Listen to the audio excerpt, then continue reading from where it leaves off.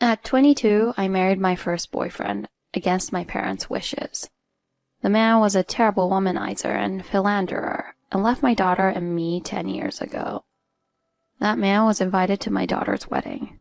To me, he was a stranger, but to my daughter, he was her biological father, so I had to accept it. However, her actions on the wedding day were something unexpected. My name is Beth, 47 years old. My only daughter, who will turn 25 this spring, is getting married. Since my husband left 10 years ago, I've raised her alone. I truly wish for her happiness. I got married at the age of 22. My father ran a mid-sized hospital, and I was the only daughter of a wealthy family. From kindergarten through college, I attended private all-girls schools. After graduating from college, I worked in hospital administration through my father's connections. In other words, I was a sheltered child with no immunity to men. When you hear sheltered child, you might imagine a delicate girl, but in my youth, I was just a plain-looking, slightly overweight girl. The first time I went drinking when I was invited by my boss, I stepped into a club for the first time. I was holding a non-alcoholic drink and looking out of place when a staff member named Jordan approached me. Non-alcoholic, eh? Can't drink alcohol? Should I make you an easy-to-drink cocktail? Casually spoken to, I blushed, even though I hadn't drunk any alcohol. Blonde with piercings, a handsome face, and a slim figure. To me, who lacked any immunity, he seemed like a celebrity. This is new. I think I like you. Can I have your number? With him staring intently at me, I was already elated and exchanged numbers in a daze. The means of contact then was through the newly sold mobile phone. I knew he was somewhat of a playboy, but I didn't mind, because it was the first time I had fallen in love. Whenever Jordan contacted me, I would dress up as much as I can before going out. Jordan taught me about a world I never knew. Looking back, it was just a shabby bar or a small amusement park, but when we first kissed, I thought I would pass out from lack of oxygen. My head buzzed and I felt dizzy. There were many times I wanted to give myself over, but each time I would remember my parents worrying. "We won't do such things until we're married." I rejected his approach, but Jordan didn't get angry or sulk. Instead, he said, "Man, you really are a serious girl." And I felt for him more as he smiled. At the time, I thought he didn't force me because he loved me, but now that I think of it, it was probably because he had other women he was seeing. Every time we met, I noticed a different sense of perfume, but I never confronted him about it. I was afraid of his response. And then one day after a long kiss, Jordan said, "Okay, let's get married." It was right after he found out my family was wealthy, but blinded by love, I believed he had chosen me for me. At that time, I was still 22. Jordan was 26. It had been half a year since we started dating. At that time, Jordan was a part-timer, hopping from one nightlife job to another, and my parents were completely against the relationship. It was natural for my parents to oppose it, but I couldn't see it in the midst of being in love. For the first time in my life, I defied my parents. "Even if you decide to disown me, I will marry him." I was too stubborn that my parents must have given up. "There won't be money for the wedding or reception coming from us," my father declared. I didn't care about that. As long as I could marry Jordan and live with him, I was happy. When we went to submit our marriage registration, Jordan gave me a ring. It was a ring that a high school student could buy with part-time money, but to me, it seemed like the most precious treasure in the world. Our new home together was Jordan's small one-bedroom apartment, but I was happy thinking we could always be together. I had vaguely thought that I would become a housewife after marriage, but our financial situation didn't allow it, so I continued to work. Jordan also continued working as a bartender, but since it was a part-time job, his salary wasn't enough for the two of us. Since he always came home late at night, I was always sleep-deprived, staying up and waiting for him to return every night. Half a year after registering our marriage, I became pregnant. "Hey, your breasts have gotten bigger, eh?" As the months of pregnancy passed, my body changed. Even I was surprised at how much my breasts had grown. However, as I began to show, Honestly, thinking there's a living thing inside of that, I can't. Jordan said and started avoiding me. I was shocked that he looked at me as if I were some creepy creature.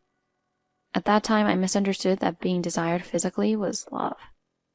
I'll do it elsewhere, since I can't go all out if I have to worry about your body. Elsewhere? Does that mean with another woman? That's cheating, right? I couldn't articulate it well. But it can't be helped, right? It's because you got pregnant. Whose child do you think this is? Should we break up then? I'm fine with that if you want to. I couldn't believe he could say such things. Despite pushing through with a marriage against opposition, I could never tell my parents that we ended up divorcing as soon as I got pregnant. No way divorce is not an option. Then you'll just have to cope with it. It isn't such a big deal. It's like using a public toilet because the one at home is broken. Can't help it and need to release. Jordan said, laughing, but I didn't find it the least bit funny. Even as a metaphor, it was too harsh. Faced with the choice of either divorcing or accepting the cheating, I had no choice but to accept the latter. At least at that time, I couldn't think of anything else.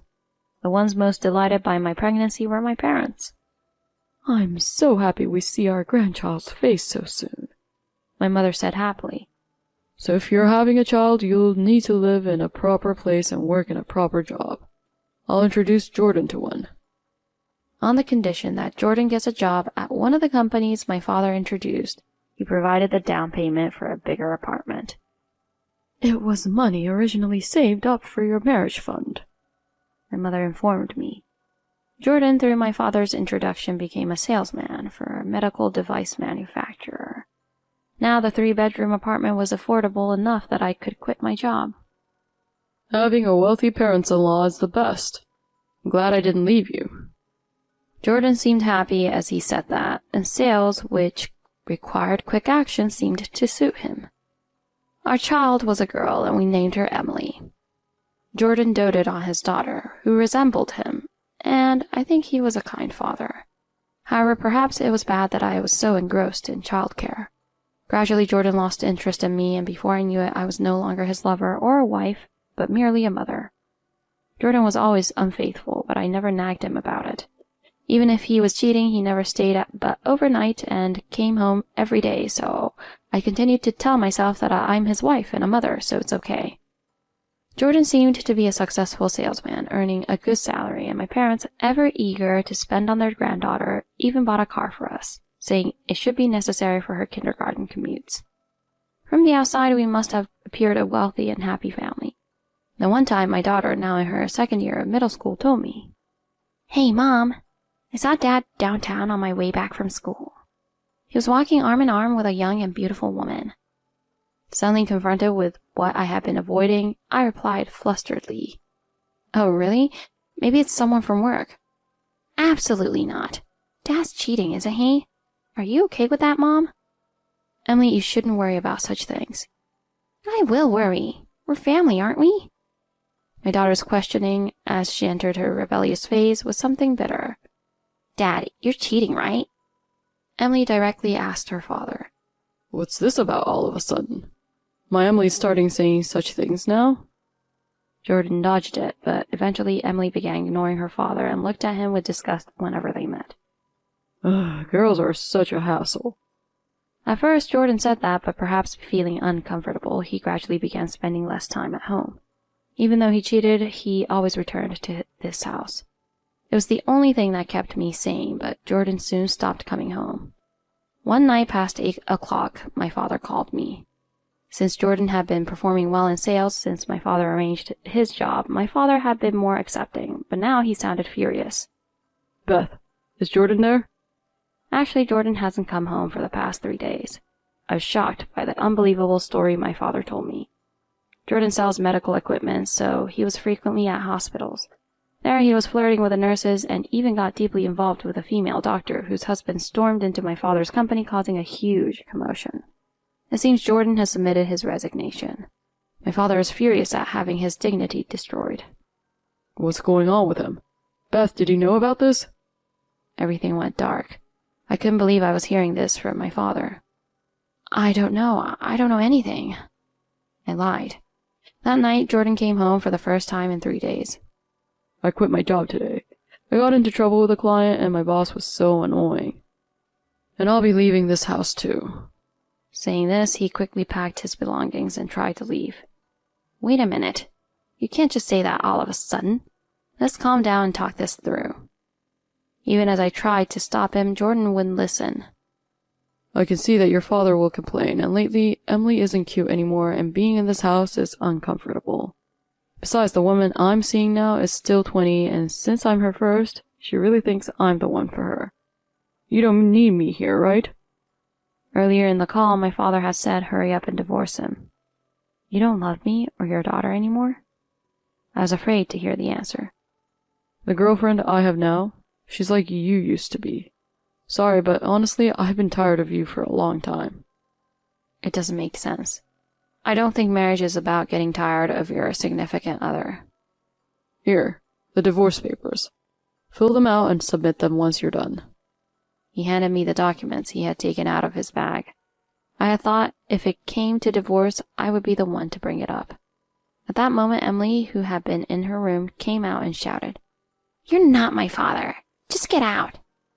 Jordan shrieked at his father's shouts, opened the front door and left.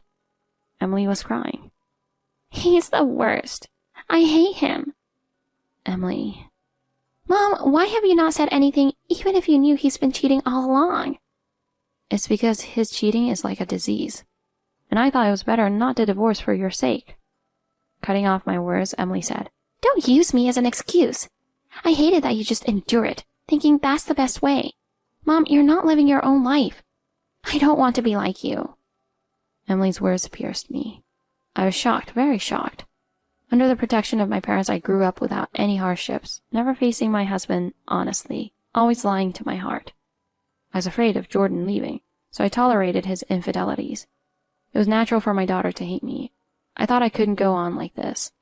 Even if my husband left, if I relied on my parents, we wouldn't struggle financially. But such a mother would not be loved by her daughter. So I decided to study and take the medical billing certification exam, eventually obtaining a qualification. It took 2 years to pass, but it was the first result I achieved through my own efforts.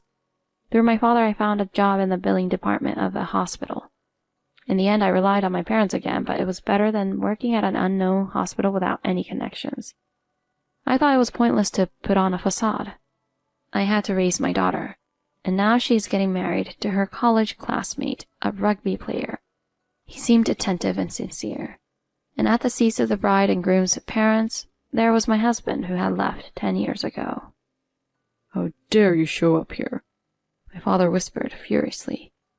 "Well, Emily contacted me. I was properly invited." My husband, wearing a cheap suit, smiled unashamedly. The older he got, the more he just seemed like a shabby middle-aged man. When I heard that my daughter had invited her father to her wedding, I was surprised. To me, he is a stranger, but to my daughter, he's her father. I couldn't oppose it. Nonetheless, I thought it audacious of him to show up. "Hey, could you spare some money? I haven't been feeling well recently and can't work much." He whispered this to me, so others couldn't hear. I realized that must have been his purpose for coming, but I didn't respond. "Hey, we once loved each other, didn't we?" He shamelessly said that. Why was I so crazy about such a man, I wondered. Unfortunately, I don't care about you anymore. At all. When I said this, he clicked his tongue in dissatisfaction. The reception proceeded smoothly, and it came time for the bride and groom to read a letter addressed to their parents. Seeing his daughter in a wedding dress, even my husband seemed a bit moved. "After all, a blood connection is stronger than a wife who isn't related by blood. Emily is beautiful like me too," he said insensitively. "You never responded to my calls, but Emily invited me like this." Huh? What are you talking about? I've never received anything from you. "What? I told Emily, though." As we whispered this exchange, my daughter unfolded a piece of paper and began reading the letter. "Mom, thank you for raising me to this day. Dad cheated with a young woman 10 years ago and left you and me. You've worked so hard to raise me after that." As my daughter suddenly started telling this in her speech, the room buzzed. What are you saying in a place like this? After all, she is from a wealthy family, so raising one daughter should be easy, right? My shameless husband confronted my daughter like that. No, Mom studied hard, got her qualifications, worked her socks off, and sent me to college. She refused offers to help from Grandpa and Grandma. As for you, you left and never paid a cent in child support. And after breaking up with your young lover, you couldn't find a steady job and struggled with money, and that's why you contacted us, right? Stop it, not here. Even my shameless husband was flustered. I myself actually didn't understand what was happening or what to do either. But I didn't tell Mom anything. I didn't want to see Mom being manipulated by you anymore. Mom's decision of choosing you as a husband was the biggest mistake of her life, but thanks to that I am here now. Mom didn't submit the divorce papers you left because she didn't want to make me a child of a single parent. She's just saying that. Reality is that you still have feelings for me. Right, Beth? Hearing him call me by my name gave me chills. Certainly it was the biggest mistake of my life. Today is my wedding day, but it's also my parents' divorce day. Mom, please get officially divorced today, and from now on, live for yourself. Thank you for everything up till now. Mom, I love you so much. I couldn't hold in my tears. Applause broke out right next to me. It was my father and mother. Then the groom's parents continued, and gradually applause arose from around us. I'm sorry for doing something so unreasonable. Thanks to my husband and his parents who approved in advance. My daughter bowed as she said this. Looking at the groom's parents, they both nodded in understanding. My husband stood up uncomfortably from his seat and fled the venue as if escaping. Later, during the bouquet toss, my daughter handed me a piece of paper. Here, Mom, this is your ticket to freedom, she said, smiling. It was the divorce papers my husband had left behind 10 years ago. After that, my ex-husband collapsed from liver damage due to his unhealthy lifestyle and was admitted to a hospital managed by my father. When the hospital billed him, he protested, shouting, I'm the son-in-law of the director of ABC Hospital. So my father received a call, and that's how we learned of this fact. Him being a son-in-law was a thing of the past. We are now complete strangers, so please direct him to appropriate assistance, my father said and hung up the phone. Is this what you wanted? My father asked, and I nodded. I can't afford to make any more mistakes. I'll never be involved with that man again. I don't know how many women he's been with, but it seems none stayed by his side. Now that my daughter has married and moved out, living alone in a 3-bedroom apartment is a bit lonely. From now on, live for yourself. My daughter's words echoed in my mind.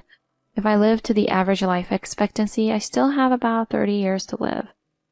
I plan not to hold back on doing what I like and want to do. Maybe I'll start dating again? Living with a pet might be nice too. I'd like to try volunteering as well.